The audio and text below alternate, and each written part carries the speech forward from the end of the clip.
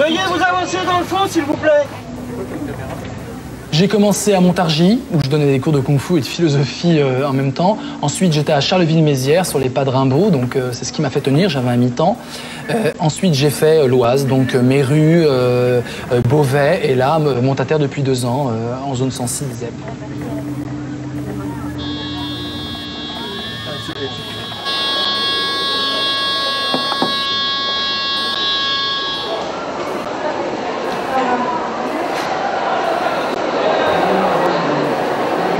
Alors moi, ce que j'aimerais savoir, c'est est-ce qu'il y a d'autres façons de manipuler? Est-ce que vous-même, vous êtes un peu manipulé par le langage?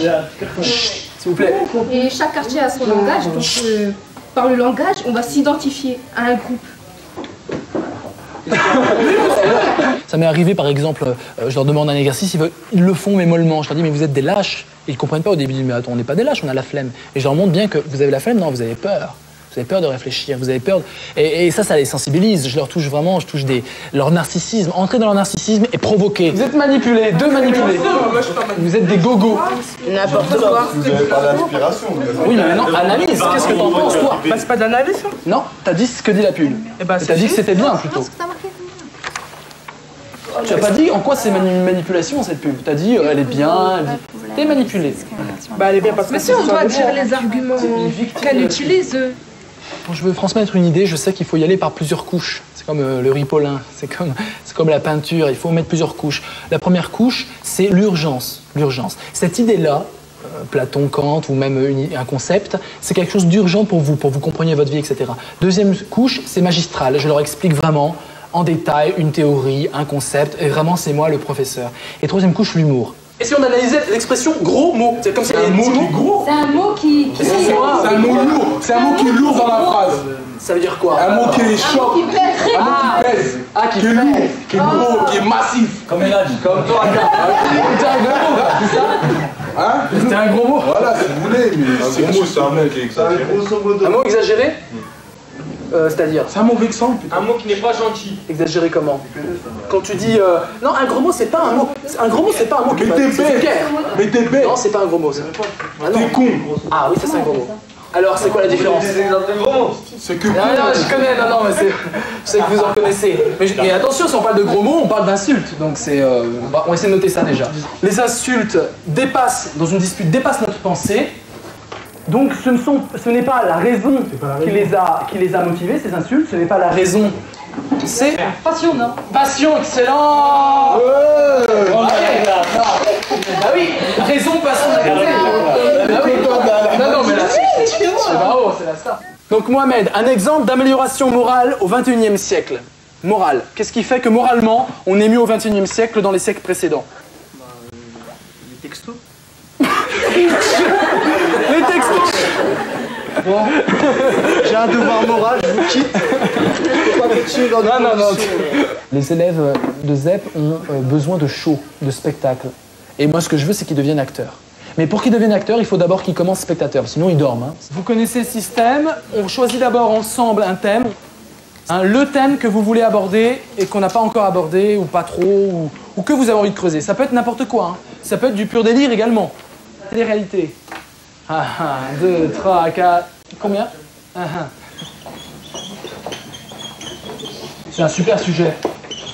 C'est super. Parce que c'est une mise en abîme. Hein, c'est un miroir. C'est-à-dire qu'on est nous-mêmes un peu dans la télé-réalité, finalement, et on va faire un cours sur la télé-réalité. Peut-être que ça s'est jamais fait en France, ça, justement. Des penseurs qui pensent la télé-réalité en étant également en prise avec les caméras. Intéressant. Aujourd'hui, la banalité bête, idiote, crue, n'est plus objet de curiosité. Je suis sûr que ce matin, vous avez pris votre douche, vous avez fait votre rituel, prendre la douche, se laver les dents, je sais pas ce que vous faites le matin, mettre la tête dans le café et aspirer, faire des tartines, tout ça, c'est automatique. On est dans le pur automatisme, on réfléchit même pas sur ce qu'on est en train de faire. Mais tout d'un coup, avec la télé-réalité, tout ça va prendre un sens. Les choses les plus banales, et là, il y a quelque chose de très philosophique. Parce que, rappelez-vous un peu ce que c'est la philosophie, c'est l'étonnement. C'est une sorte de ruée vers le banal, comme une ruée vers l'or. Hein? Puisque finalement, le banal est tellement peu perçu qu'il en devient extraordinaire. On l'oublie tellement, on a des sortes de hier qui nous empêche de le voir, qu'il en devient extraordinaire lorsqu'on le montre à la télévision. Je crois qu'il y a deux façons de voir la pédagogie. La pédagogie de la rupture, une grosse claque dans la tête. C'est quoi la philo? Je comprends pas. Et ils ont peur et ils doivent faire avec, il y a une sorte d'instinct de survie qui va venir. Et puis il y a la pédagogie de l'éveil. On les brosse dans le sens du poil, on leur dit vous en êtes là, on va essayer d'arriver là, on leur donne des petites étapes. Et moi je suis vraiment pour une pédagogie du réveil. Il faut les réveiller, il faut pas les éveiller, il faut les réveiller. On va marcher à un moment, puis après c'est comme tout, et ça marchera. Ne dis jamais ça en philosophie. Il n'y a pas de c'est comme tout. Il n'y a pas de... T'es très relativiste. Il n'y a pas de c'est comme tout. Il y a des choses différentes et il faut essayer de les penser. Je veux pas qu'ils fassent du bof. Je veux pas qu'ils fassent de l'entre-deux.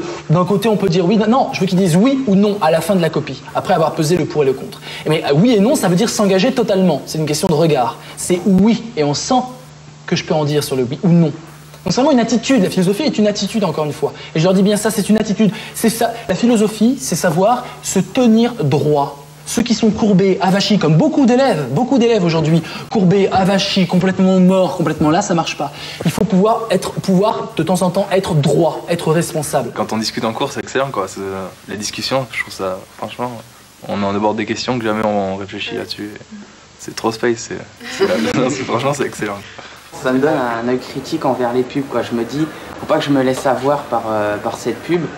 Je regarde ce qu'il y a derrière, quoi. Parce que ce cours-là, il m'avait vraiment marqué, quoi. Alors, est-ce que maintenant tu considères donc que tu es moins influençable et peut-être plus libre? Ouais, je pense que ouais. Je pense que les publicitaires, ils arrivent moins sur moi à avoir d'accroche. Je vais moins acheter des choses que je vois à la publicité pour m'empresser. Oh, ils sont sortis ça, il faut que j'aille l'acheter et puis tout. Je vais prendre un œil plus critique envers ça. C'est un style de vie, c'est-à-dire que quand on pense philosophie, c'est que on essaie de voir plus loin, on est moins dans l'opinion, dans les préjugés, et je pense que c'est quelque chose quand même qui est intéressant parce qu'on va plus loin dans la réflexion, on se dit oui quand même, ça, on met en rapport, et maintenant quand on parle, c'est plus aussi, disons que c'était pas futile quand on parlait avant, mais disons que c'est plus raisonné, on sait de quoi on parle, et puis même si on sait pas, après on cherche, on va essayer de voir plus loin, quoi.